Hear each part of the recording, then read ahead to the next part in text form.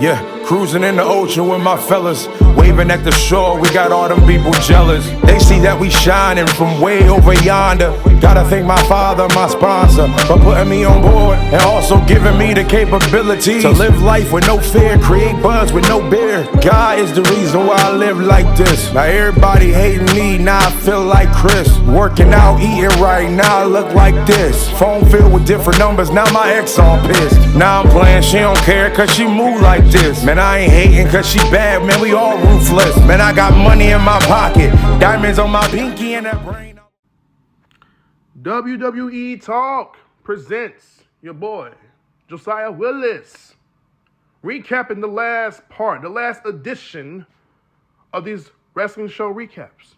And the last one we have actually, is WWE Monday Night Raw on Netflix. August 18th, 2025. They were live in the Xfinity Mobile Arena in Philadelphia, Pennsylvania.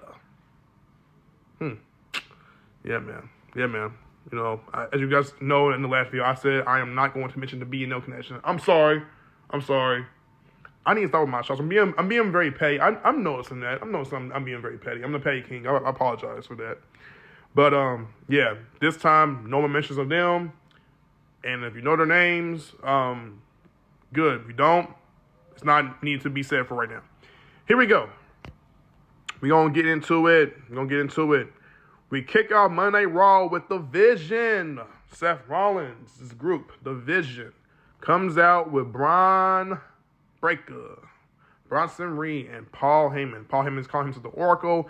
At first, I did not like that nickname. I thought it was kind of cheesy and a little corny, but it's starting to work now. And Paul is really doing himself justice. It's funny how he keeps finding the ability to reinvent himself as a manager for WWE's programming. He's really, really that good and really that creative too. So I gotta give him credit where credit is due. Seth Rollins comes out. Seth Rollins, as we know, is the World Heavyweight Champion. Seth's, his outfit looked really, really good. I'm not gonna lie. It looked really, really good with the flowers and all something like that. It's very outlandish, very eccentric. Eccentric, by the way, for those that don't know. For those that don't know what eccentric means, I'm going to just say that. Strange, right? Weird, off-putting, unusual. And Seth Rollins is all that and then some. But, hey, it's all good. We are division. They are division. I'm not division. They are division. Anyways.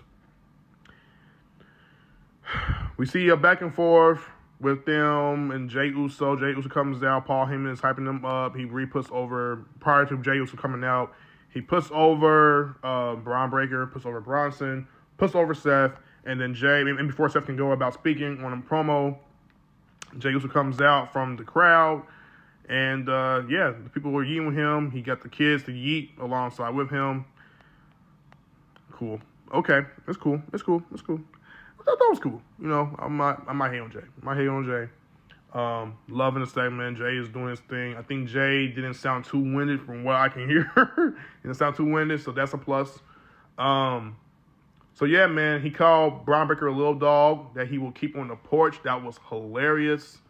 Rollins began to fire him up, and then Paul Heyman took the microphone. Paul Heyman here was gold. He was promo gold here, man, and even comedy gold. I'm going to say this man was funny too.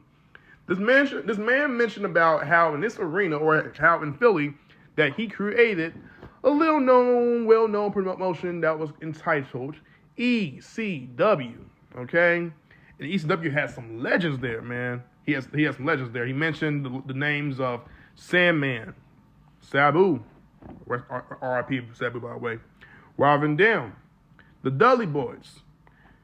But what kept it off really for me was when this man went ahead and said, the late, great Tommy Dreamer. And I don't know if that was a shoot. I don't know if that was a work. If it was a work shoot, great. You know what I'm saying? Even better. That, I'm like, wishing a man's death on live television is diabolical. That is diabolical. I would never do that. No, I would not do that. I'm not going to go that low. Paul Heyman that man's one of a kind. Like, literally. Seth tried to confront him. Braun confronted him. He's like, he's not gone. And then he's like, but he will be. And it was like, oh my gosh. You want to talk about drawing up heel heat? I'm quite sure, by the way, you guys, in case everyone want to be all so butthurt about it. Paul, him, and May have come at Tommy Dreamer way before this. They're probably cool. If they are not on good terms, we'll know for sure. Watch Bust Open Radio on YouTube if you're subscribed to the podcast, and you'll see. So you'll know the full details. Maybe they're cool. We'll see. And if they're not necessarily cool, well, again, like I said, we will find out.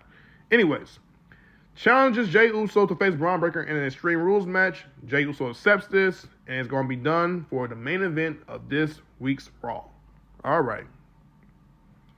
Yeah, man. This is crazy. This is crazy. Oh, yeah, that's right. Braun Breaker asked Paul him. He said, he's still alive? Braun is getting more and more entertaining by just saying one-liners, bro. Like, he's more and more entertaining. Like, last week, he called CM Punk, you're 47, what you going to do?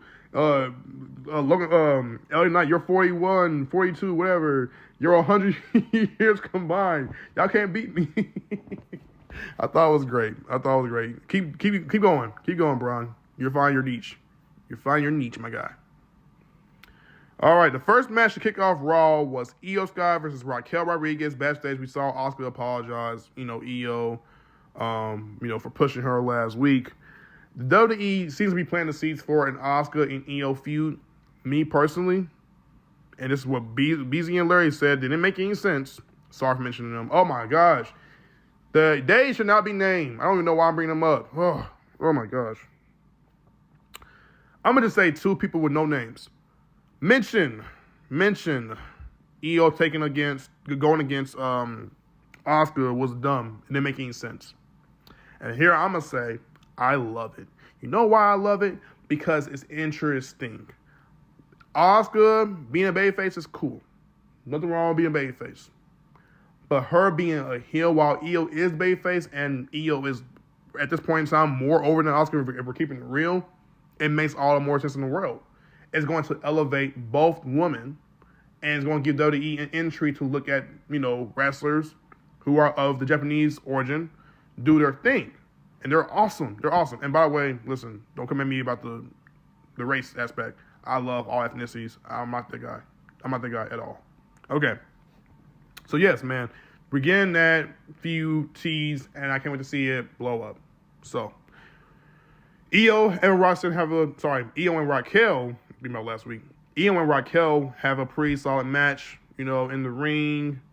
Raquel is really utilizing her size, man, and her physicality, and she's doing a better job as of late. Raquel got to get her flowers, man. She's been really, really cooking, really been, throwing her seasoning into the ring, and, she's just wrestling like a big woman would wrestle. You know what I'm saying? So, a tall woman would wrestle, and she comes across like she's a force in the ring that you don't want to test, and she's going to beat you up for it.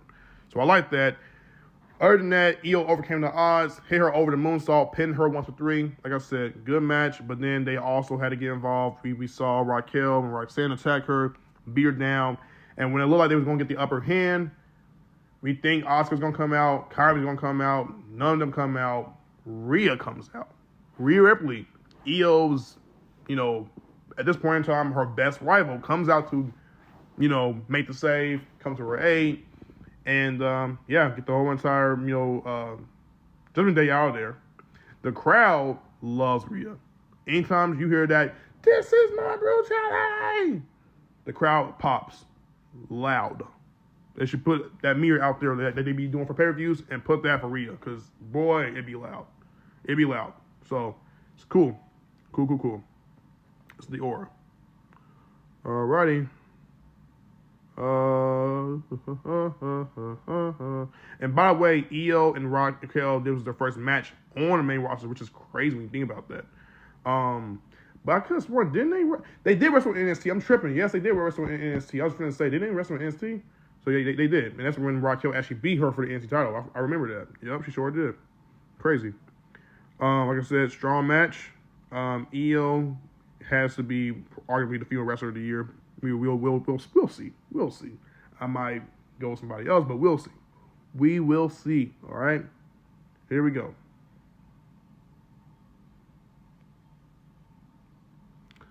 What do we have next? What do we have next?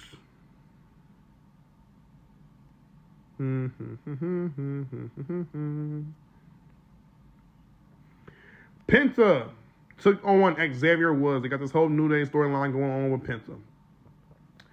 I feel Grayson Waller is completely out of place with the whole New Day setup. But if it's the only thing that can get him on television for right now before they get into this whole Grayson Waller and Austin Theory feud, so be it. So be it. I guess it works because they're heels now and they're not getting cheers, which is pretty good. It's kind of evident that people are not supporting them. Maybe because of Big E, but, you know, it's cool. It's cool. It's cool. It's cool. Here we go. Here we go. Here we go. Here we go. Back and forth. Like I said, good match with Penta. Penta, again, is another guy that I look at and go, he doesn't miss. Ends up hitting the Mexican Destroyer to beat Xavier. And, yeah, man, he already beat down, Kofi and Grayson Waller. And Penta, for some reason, is getting these wins. Maybe it's to lead a six-man tag match somewhere down the line. Who knows? But they're definitely doing this for a reason. So it's kind of cool. It's kind of cool. Alrighty. And hopefully we get more Grayson Waller. I want Grayson Waller have a interesting storyline down the line that makes more sense and can fit him towards his needs. I really do think this guy has the potential, can't say words, the potential to be a big star for WWE. I really do. And I think he's the best. And I think he's a hell of a talker too. I really do. All right. Next, Mr. Iguana. I love it. And Dragon Lee took on Judgment Day. We have Finn Balor and JD McDonough by way prior to this match. I want to say either this or maybe later in the backstage, we saw Dominic talk with El Gran Americano. Finn Balor was looking very suspicious about that. I don't know how this is going to end with this storyline between Finn, Dominic, Liv, and Roxanne. I don't know how it's going to end, which is good. Keep making it unpredictable. WWE, stay doing it, please. All right. So, we got that. Tag match took the majority of the control of the match. We are starting to see La Yesca keep getting over. Mr. Iguana's getting over. People are liking this. They are big on Iguana being in WWE, and people are already claiming for him to get signed with them. I ain't mad at that at all.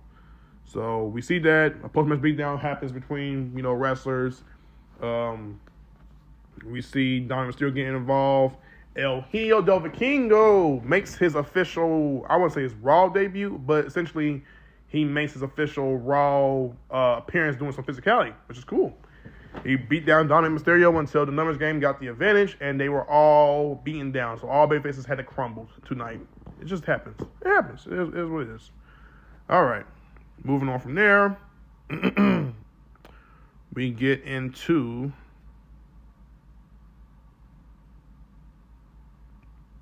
the Women's Intercontinental Championship, Natalya versus Becky Lynch. And let me set the record straight.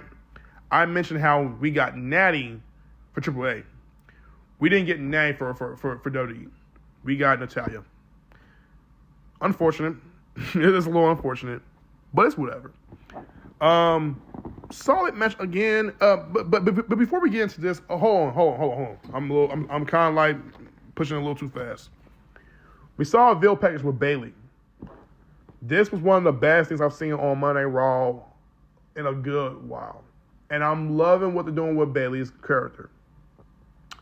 And here's why I wanted to talk about this for a second, because people were kind of like, I want to say, BZ and Larry were not the biggest fans of having Bayley go heel. And I understand. Sorry for mentioning their names. You know what is what it is. I can't forget about them because we have history. It's just that they're my enemies now. That's all it is. That's all it is. They're my enemies, and they do bad guy stuff for sake of doing bad guy stuff. They don't even have a reason for why they do bad guy stuff. It's all good. So anyways, Bayley talked about, how she's trying to move forward. She doesn't know her direction. She's lost. And so we see Bayley taking her hands by her ears, and she's trying to not hear that voice, and that voice of the role model, that voice of the former 2-time double champion, the voice of being the mean girl is starting to come back. That evil, darker side of Bayley is trying to resurface into Bayley's mind. I love that. I love that. I love that. I love that. Because now what the WWE is telling me through Bayley is that she has an identity crisis. She does. I feel that you ought to go. Treating me like I'm the man.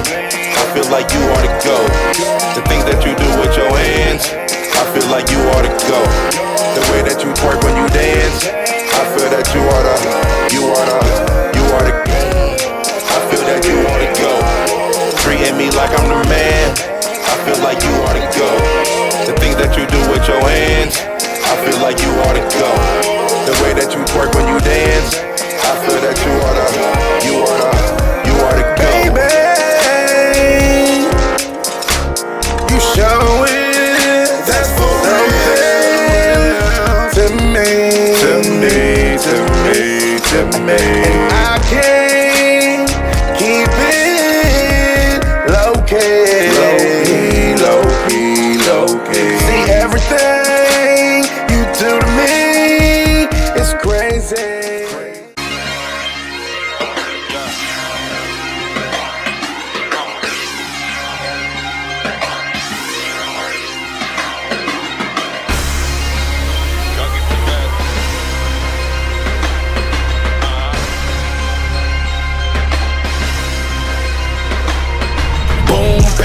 Two to the dome, you know I came to kill.